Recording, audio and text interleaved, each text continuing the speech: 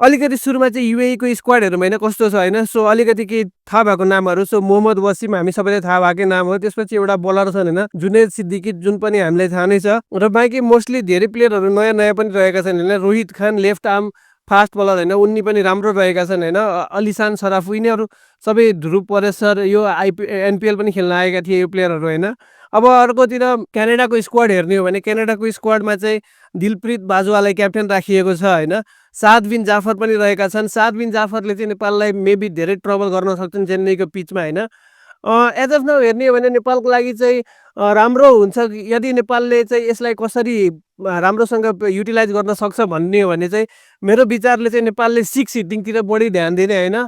Try गर्ने कि यदि टस जित्यो भने ब्याटिङ फर्स्ट लिने 180 को टार्गेट दिने हैन र त्यसपछि उनीहरूले चेज डाउन गर्न लाउने र भनौँ न यदि बाइ चान्स केही गरी नेपालले टस हार्छ र नेपालले टस हारेर यदि ब्याटिङ चाहिँ सेकेन्डमा पाउँछ हैन, मानौँ कि नेपालले चाहिँ रन चेज गर्नुपर्छ भने त्यो रन चेज गर्ने कन्डिसनमा पनि यदि नेपालले चाहिँ 180 खान्छ भने चाहिँ के गरी चाहिँ नेपालले चेज गर्छ हैन, त्यसमा चाहिँ नेपालको बढी फोकस हुनुपर्छ हैन।